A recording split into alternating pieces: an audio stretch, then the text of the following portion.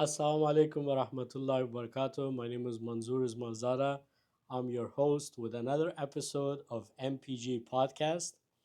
I want to welcome you all, and I want to reiterate the reason why we're doing the podcast is to give the highlight to our very own Muslim professionals who are putting their sweat and tears and they're working in the community. At the same time, we want to tell the world our contributions to the society, and we really appreciate your support and watching our episodes. Please let us know in the comments how you feel. Our guest tonight, we have a very special guest, a profession that's not talked about a lot, and I personally don't know much about it. Our sister Lizzy Moati, she's a doula. I want you to please introduce yourself to our audience, and then we'll go into our questions. And welcome to our podcast. Thank you so much. Assalamu alaikum. Thank you for having me here. So, I'm Lizzy. I am a mother of four kids. I've been in New Jersey for the last 22 years. Uh, I run a few businesses, but this business that I came today to talk about is not a business. It's actually, I'm very passionate about what I do, and I will share with you all what I do so you can learn more about it and get to know me. Thank you for having me here. Thank you very much for coming. We really appreciate it. Our first question, and I want to be honest, I'm a father of two. We had two beautiful children. We never heard about doula, and my wife went through C-section. She went through some other complications that she had. So, other than the information I got from you, and I went through your website because I didn't want to look stupid. I know I came across a very good definition that says is doula is a person who mothers the mother. So I really like that point. But in your words, what role does a doula play in the child's birth or with the mother? So, first of all, I took a certification to be a doula. So, on top of the knowledge that I acquired to do this role, I also had to witness birth, a few amount of birth. And that gave me a whole insight of how the maternity industry in this country goes. So, mothers, when they get pregnant, it's like they have no one to turn on by their doctors. Doctors, midwife, whoever you turn to your medical care. And that leaves a lot of openings. So basically, how I tell my moms what I do is I become a temporary friend. I become an address that I may have, a question that they may have when they go to the doctor and it's not getting addressed, or something that they can ask the doctor only the next time they're going to see him in a month. So basically, we develop a very intimate relationship between me and the mother. I help those moms to feel empowered. I give them knowledge. I make sure that they don't feel alone, because at the beginning in the pregnancy, you go to the doctor once a month. And then at the 32 weeks, you start going every 2 weeks. By 36 weeks, 6 weeks, you go once a week. You don't develop in some of the clinics they even have more than one doctor, so every time you see someone else, sometimes you see the nurse practitioner, sometimes you see other, so you don't get to develop a relationship that you have with the doula. So the doula, I think it's for the emotional support, but it's also a temporary friend, someone that you can call at any moment and ask a question. If I have the answer, I have a lot of networking, I have doctors in my network and OBGYNs and midwives and other doulas. So if I don't have the answer, like whatever question is, and I can find it. I do not give medical advice, but I send information to the mother to make sure that their decisions on their care is well informed. So they don't say to the doctor, "Oh, the doctor say X. Oh, this is what you need to do." Like what I try to do is to make sure that the moms have an address for like a support. This is what it's more. I feel like it's much more than the support that the medical doctors give you once you're pregnant, because they take care of your body, but not your soul and your spirit or your emotional well-being, which is very important when you are pregnant and when you're bringing life to this world, is to feel like, to feel heard, to feel safe, to feel like, because sometimes the males, they don't understand how women work. So this is the part that I play in each mom. And again, usually we are in touch from the moment the mom contacts me, whatever, in whatever ways. Each woman is different, so the support will not look the same for each mom. It's completely different. And again, I try to provide the best support that I can, information, and basically empower women when they come in to have their babies, like they have a beautiful experience. That's what I'm trying to do. That's really amazing to hear. And going through that process with my wife, I totally understand, especially the first child. It's they're going through a lot of uncertainty and unknown. They don't know what it's going to be like. So I think having a person, and I know in each profession we try to care about our clients, but how about a profession that's based on care? Like it's just their sole job is to care about people. So that's really beautiful, and it's a beautiful concept. Can you give us a little background where this came from? Is it like a new thing that started in the US? And before you go into that, I'm originally from Afghanistan.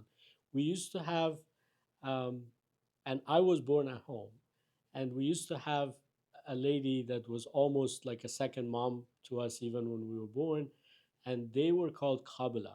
Qabila means somebody that has wisdom, and they have the ability to do that, the childbirth.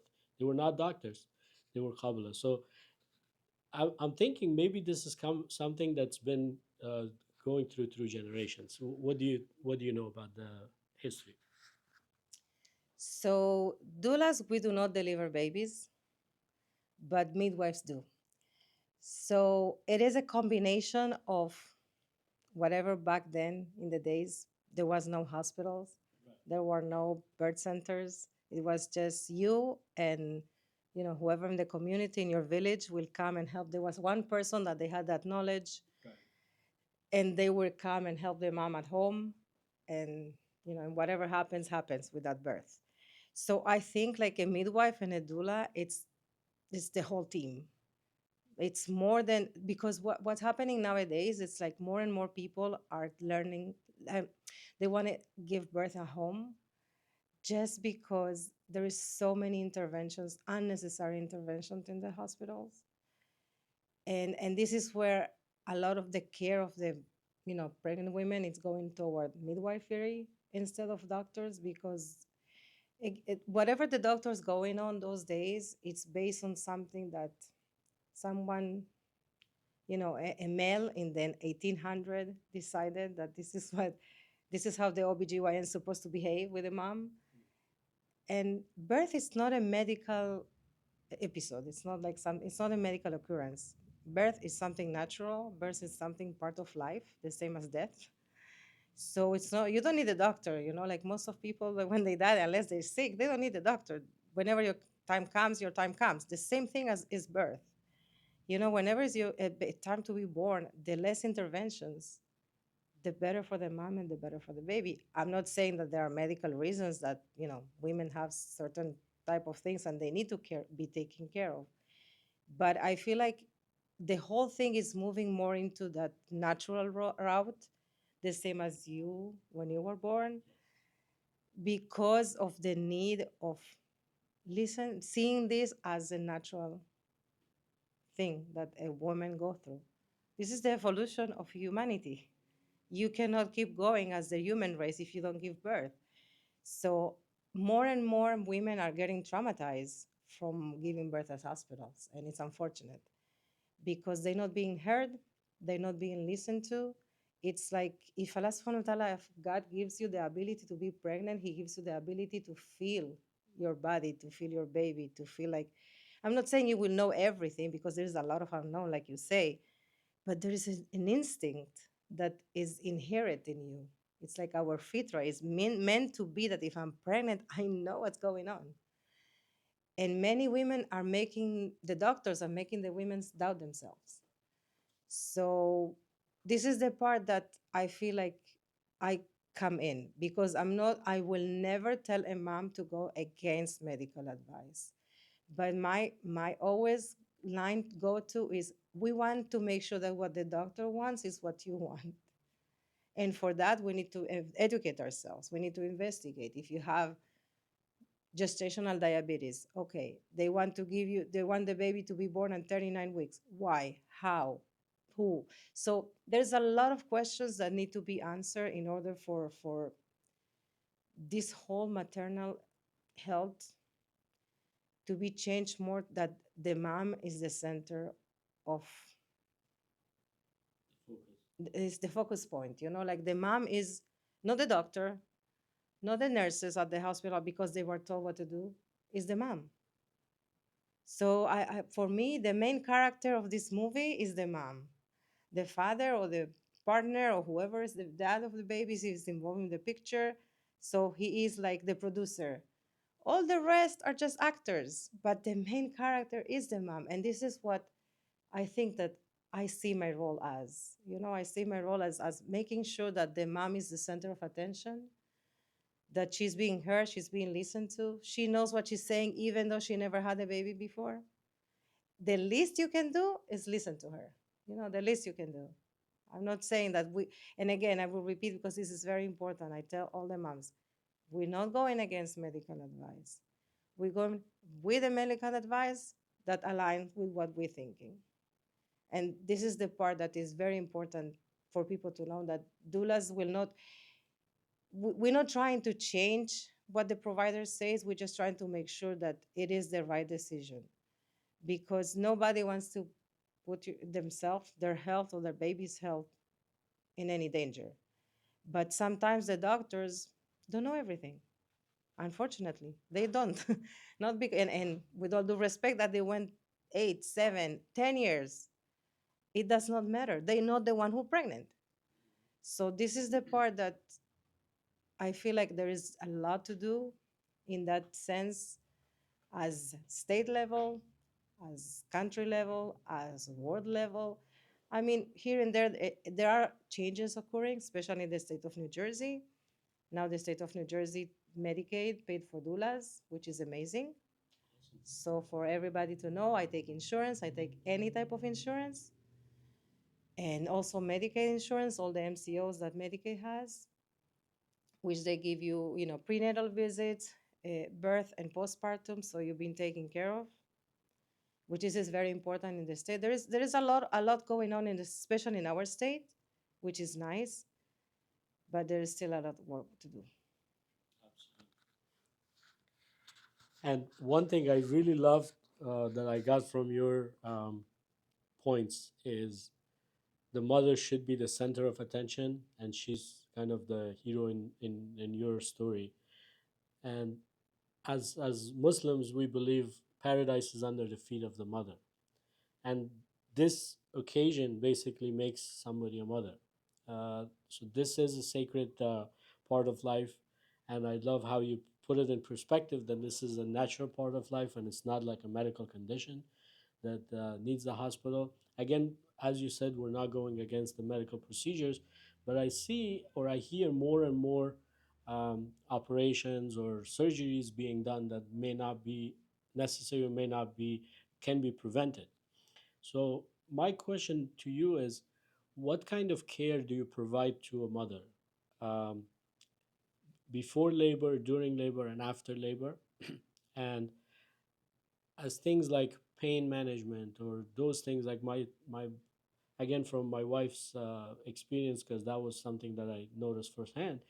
They give her medicines for pain. Like, how do you substitute that? Do you help with that? What would be your role between that process? Okay, so the way I do it, I call it the way I doula. I'm doulaing. I meet with the moms a few times while they're pregnant, depending on what week they are when they reach out to me, and we prepare a plan. So I call it's not a birth plan; it's a birth preference. So we build it based on each mom's desires, wishes, fears. If it's a first time mom, most of the moms will come like, oh, I want to do it as natural as possible. So I'm telling them, okay, we will go that route, but keep an open mind. There is this for pain, the other one, depending, all depending who's their doctor, if they completely healthy, so their medical history, where they are giving birth, because different hospitals offer different type of pain relief. So we're building a preference plan, and I'm always making sure that they have an open mind because things change. So the way I put it to them is like, we have a birth plan, and you need to visualize the birth that you wish, and you need to make sure that you put all your fears behind you, because once you're pregnant, the only way this baby is coming out by the end of the pregnancy. There is, you cannot go back in time. So once you're pregnant, you have to deal with this. So I'm really trying to emphasize that fear freezes us as humans. So the fear is out of the picture. If there is something that that woman is afraid of specifically, I work with them. So because on top of being a doula, I am a yoga instructor, I'm a personal trainer. So, and I did a lot of courses of birth work, breath work. So I incorporate everything that I know and I have and I am into helping that mom. So in all those meetings and all the information I'm sharing with that specific mother, we have a birth preference, right? But I always tell them it can shift a little bit to the right, a little bit to the left, but the main focus will remain that, and this is what I tell every single mom: when you close your eyes and you're holding your baby, you're going to have a smile in your face.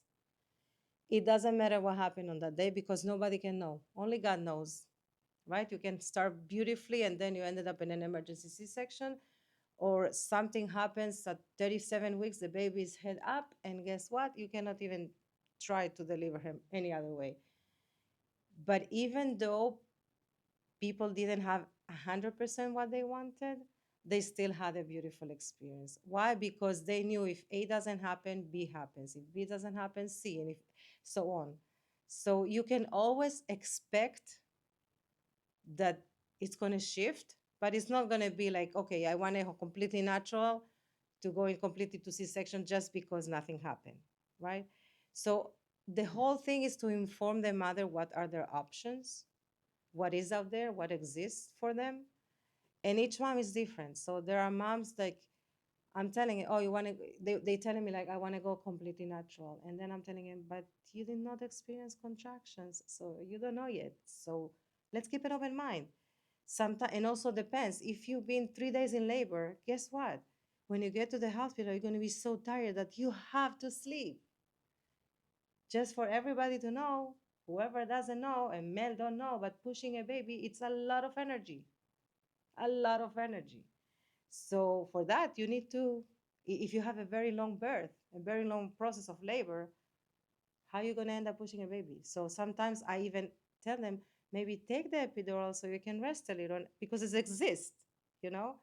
So again, it's each mom is different, but the most important, but I feel like my role in their life is to make sure that they are aware of everything, because awareness can make a big difference in how you perceive all this experience of having a baby.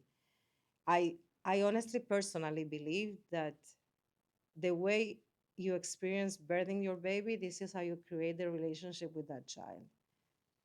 And God gave us, each child comes with something different for us as their parents, for a different lesson. So the better the birth, the better we learn the lesson, the fastest we learn it, and the better outcome is with the relationship, not only with the mother, because if the mother has a good relationship with the child, then the father aligns. So, like I do believe that moms becomes moms when they pregnant, and dads becomes dad when they hold the baby first time. This is kind of the relationship. So it's very important that that mom feels empowered, because you can have your husband doing, or your partner doing everything on that day, but still it's not the same, because the male also goes through a transformation. And it doesn't matter if you have other 7 kids, the eighth is going to be the eighth. So I make sure that everybody's incorporated in that delivery room. I call some dads, I tell them, you are the DJ, you are this, each one has a turn. If the mom is coming, of the mom of the girl, okay, you making sure that, you wipe her forehead, everybody has a role. It is very important that to create a support team. So I am one person, that's not enough. And I try to empower the mom, and consequently, how you say it, you empower the father. Because I am not there to fight with the nurses. I am not there to fight with the doctors. I am there to make sure that as a team, we make sure that the mom gets what she needs to get. So sometimes I will tell the dad, you know what, I think the nurses are doing this or that. So maybe go and ask. So if I'm going to do it, they're going to say, who are you? So I send the dad, and that makes the whole big difference. But this is the main thing that I try to support them. And then, of course, the afterbirth, I follow up. Sometimes some moms, they want me to come over. I come over. Some others, they just need, like a checkup every few days, just over the phone, because, it's get very difficult gets when you have no sleep, and but the whole thing is from the beginning until the baby's out, and then making sure that the mom is okay, making sure the baby is okay. But my part, most of it, I feel postpartum is checking the mom, because everybody, how cute the baby, and then forget about the mom. And when you're having a baby, the biggest in life for any human being, the biggest drop of hormones happens after birth. It's huge. And that itself can create depression. And this is why it's being so overlooked, postpartum depression, because people say, it's the hormones. Yeah, but if you don't get that balance after the hormones drop, this is when moms get overwhelmed, because you don't sleep, your body's not the same, you sore from the birth, like you're in pain. Many women are in pain. So I feel like I am more worried about the mom. Yeah, the baby is very cute, but I'm worried about the mom. I make sure the mom is fine. If she's planning on breastfeeding, she's not getting engorged. She has the right tools, the pump, the whatever she needs to make sure that she's okay, she's supported. Because again, the aunties and everybody, oh, how cute. And I even prepare them for the after, because in our culture, in the every culture, I think everybody wants to come home and see the baby, right? Nobody wants to come home and clean the kitchen and the bathroom. So I tell in the moms, either bring people to the hospital, or when they come to your house, give them something, and they need to or come with food. Like, this is, you're not going to visit someone just because you didn't see them long time. You come to visit someone that just had a baby. So it is a lot of work that needs to be changed in all the cultures, because I can tell you that I serve a very wide community, very wide, Muslims and non-Muslims, and they all the same thing. People want to come to see your baby, and they want to be served, which it's crazy to me. So this is also that something that I emphasize after birth, because again, my main focus is the mom, and I think, like, this is what I love to do it so much, because I had 4 kids, and I did it on my own, and it shouldn't take you 4 times to get it right. It should be from the first one. So my last baby, I almost had him in the car because I did not want to go to the hospital. I was so traumatized. And I don't want anybody to experience that. So if I can make a little difference in each mom, just to make sure that they're not afraid. If some people, they never went in the hospital walls, and they come in to have a baby there. It can be very intimidating. So I feel like it's important to give the moms that support that they need, and give them all the tools and the information, because moms don't even know. Sometimes moms are, even if it's the third baby, they don't know, because they didn't experience it before, or because they went in a different country, or because they spoke a different language, or so many reasons. So I find that the role of a doula, it's very, very important. Absolutely. some of the comments you're making, I'm getting goosebumps. Like, it's very profound to say the mother becomes a mother when the child is born, and every child gives you a different experience. There's something you said that really resonated. Like, the relationship you're gonna have with your child is the way you give birth to it. That kind of blew my mind.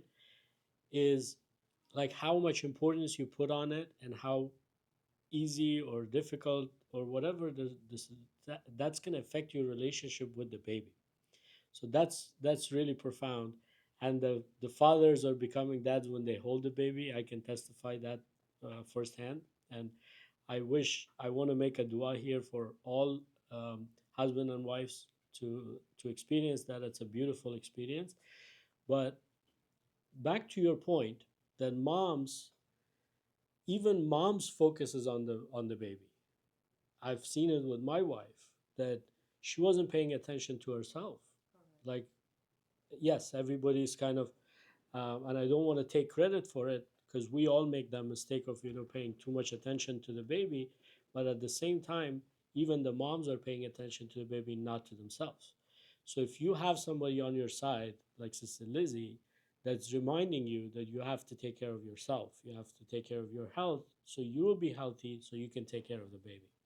I think these are very valid points, and I know you didn't get that service, and that was kind of my question. Like, did you get that amount of care when you were going through the thing? Unfortunately, you didn't, and that's why you're kind of giving back to the community, giving back to the other moms, and that's beautiful. We really appreciate it. One really small question I have is like, what communities? I know you touched on it briefly. Which communities are more maybe reluctant, or they oppose the idea, or you have to explain it a little bit more, and which communities are more receptive of this idea? Who are your favorite clients? If you could give us just a little bit of background on that. Okay, I don't have favorite clients just because I believe that not every client is for me and I'm not the doula for every client. Correct. So I do get a free consultation, and in that consultation it goes both ways. If we feel like there is a click, it's a very intimate setting. I cannot support a mom that I don't agree with her. I don't feel a good vibe with her. There is no click. And the same from the other side. So I don't get offended. I don't take it personally. But I'm really glad you asked who is the community. Because guess what? The Muslim community, they think they don't need me. They don't need doulas, not me personally. Right, right. What I'm embody, a doula. And it's very sad. Why do you think that is? Is it lack of awareness, or is It's it like first of all, yes, I think it's lack of awareness. I think not even a lot of people don't even know that the insurance can cover right? And that doulas. may be an expense that they think they have to Correct. pay. But even though I got certified as a community doula, and my whole point was, especially with Muslim women, especially with hijabi moms, that they don't want male doctors in the room unless it's necessary, that they don't want anybody to come in. I had moms that I took like a pen and pencil, a paper and a Sharpie, and put no male allowed in the hospital door. I did it myself because nobody else did it. Right. So it is very, very important as part of being respected, your wishes. One of those wishes are that if you are hijabi and you're covered, you don't want a male. So there is a lot of even non-Muslims doulas that can help you have that experience too. They don't have to. But I had like a mom that she didn't even know she's Muslim, but she didn't even know about the date. So I show up on the birth with the date. And I had the husband say they are done to the baby. They didn't know because, and I'm judgment free. I don't judge anybody. But it's like, and it's sad to me that even is the lack of awareness, or they don't know that it's can be paid, or they think they cannot afford it. So I have news. People give you gift, they can gift you a doula. And this is very important. I think like it's very important. A stroller is important as a doula, not less. One point that I want to make is again back to our point that all the attention goes to the baby and the baby has a registry. Maybe doula should be on that registry so the mom gets some attention and some care too. um, you briefly touched on the postpartum part of your care, that you check in. Is there something, because that's a huge thing, the postpartum depression, we hear a lot, and it goes unnoticed either by the family or by the mom. um, as part of your regular care, what do you do to see if the mom is doing well, aside from visits or phone call? Are there some signs that you look for, or what are some of the indicators that even somebody that doesn't go through a doula should be aware of, and maybe that will be a red flag that they should be aware of? So I think postpartum depression is depression. If that mom came from the hospital a week ago and she did not leave the room, if the only thing she wants is to stay in the room with the baby, if those are red flags. Like, even though you're in pain, you still need to be able to move. If moms are rejecting their babies, if they wanted to breastfeed and they decide no, they don't want to breastfeed, so somebody else needs to take care of the feeding the baby. There are The most important is because the next visit after you have a baby is 6 weeks. 6 weeks is very long time. I think that needs to be changed all over the world. 6 weeks, it should be 2 weeks maximum. As they have you go to the pediatrician 72 hours after the baby is born, they should have you go to see your OBGYN maybe 4 days, 5 days after giving birth, and it's not happening. And this is not only here in this country. I think it's all over the world. Like, they let the time go by, and time is very important when you don't feel good. So signs that the mom is depressed is it should be any other type of sign as other depression, like rejection of the baby or just want to stay in the room. I even tell the moms, because the doctors, the pediatrician tells you, oh, you shouldn't go outside because the baby doesn't have the immunizations yet. If you put the baby in the stroller and you go around your block, nothing will happen to the baby. We have seen babies in the snow getting to put to sleep, right? So get sun, go outside. Like, even if you exclusively breastfeed, have somebody feed the baby for 1 or 2 times during the period. Just make sure you get out. You need sun, even if it's winter, through a window. But moms need exposure to light.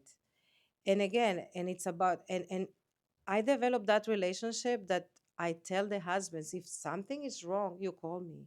If you need, and the same thing if you don't have a doula, if your wife is all the time sad, or she doesn't want to wake up to take care of the other kids, it's not even crying is obvious, but sometimes women don't cry. The depression is slowly, they don't even know that they are depressed, but it catches up between the lack of sleep, the lack of understanding who are you, because your body changes. The first time I remember personally, the first time after I had my daughter and I went to shower and I'm alone in the shower. I used to be 9 months, somebody was with me. It's shocking sometimes. Like, little things like to sleep on your belly, suddenly you can. It's weird. So those are things that, no matter who, you need support. Your husband, your mom, your sister, whoever is there for you. And the signs are, you need to make sure that slowly but surely that mom gets back to her normal. And her normal will be different because she became a mother. So it may look different, but still she is who she is, right? So if she used to like to do her nails and suddenly 3 months after she's not even thinking about it, so maybe let me watch the baby and go do your nails. Like, those little things that are very easy to pay attention, but we don't. And then when it's too late, like, it's just, it's very sad. It's very sad to see moms that they neglect themselves after having babies. And again, I'm not saying it's easy. It's not, but everybody needs to find their village. And this is especially in communities. And this is what I love the Muslim community, because you should be able to call anyone, and they should come to help you. It's not, you don't have to have a best friend to get you a meal train when you're having a baby. It should be like, somebody's in trouble. Okay, let's do that. I create sometimes for my clients. I go overboard, which I don't have to, but I post stuff online and I try to get baby stuff for people, and like I do whatever I can just to part of me serving the community, but it's not enough. It's not enough. I love the point that you said anybody should be able to help. Like you don't need a best friend, and that reminds me, um, sometimes even like a husband and wife and a new couple, they have a baby, and there's a lot of things change. Like the first time I remember going into Babies R Us, and it's a whole new different department store that you don't see every day in your life, and that's a different experience. The same way as you mentioned, the mom goes through some shocks because the things change. And again, I want to emphasize that some moms pay too much attention to the baby that they don't take care of themselves. Yes, the love to the child, that's something new as well, but at the same time, they're going to be healthy to take care of that. And I was almost in tears remembering, what my wife went through, and she had those struggles the same way, and every other mom, and all the respect, all the props. When I go home, I'll definitely give her a hug. But these are the things that we have to raise awareness in our community, and that's why we're kind of here. Any message to the moms, and uh, give them some real real life benefits of having a doula. I think whoever's up to here with us, or probably change their mind, or they know exactly what's going on, but give us some real life benefits and any messages to the moms. And I guess with that, we're gonna end our session. To you. So, first of all, researchers say that doulas giving doulas the doulas having a doula gives a better outcome to the birth in general. So those are researchers, it's not me saying it. But I can say from personal experience that no mom regret having a doula. They may say the doula was not as active or was not as participant, but nobody say I should will never again have a doula. I never heard of that saying. So I feel like if you know that you want to make a difference on your family dynamics when having a baby, you cannot do it alone. And I think hiring a doula and taking somebody that can help you take care of you so you can take care of yours, it makes a whole difference. And I want to encourage everybody, like, just to look into it, to get more information, to see what is a doula, what we do and how we what is the outcome. It can change people's life. Because if you had, like, let's say the first birth was traumatizing, so you want to have another child, but you're so scared of having like an next one because what you remember, it can go both ways, right? It can be a better experience, a worse experience, but with the doula, most likely it will be a better experience. And if you are going into it the first time, there is so many unknowns that you want to try to minimize what you don't know. And for a doula who has been in those delivery rooms, including operating rooms, seeing babies being born, nobody will tell you the same. Even if your mom will tell you, oh, you will see when you get contractions. You will see. You will ask for the epidural, and maybe that mom is a warrior, and she will not. You know. So your mom, your sister, your cousin, they are biased. They don't have a wide view and perspective of what is going on. So they will tell you with their own pain, and we want to try to remove that pain. So when you have a child, it should be pain free, but in the literal meaning of pain free. So you don't have. So people putting that childbirth is it's hard, but everything in life is hard. And I even put this saying that we have, that in Islam, that heaven is in the feet of the mother, because it starts from there. That's the base, and this is what I'm trying to communicate even to non-Muslim moms, that this is the only pain in life that has a big reward. And on top of it, just I'm only there is also people that they suffer from losses. So I'm also helping those moms that they are having rainbow babies.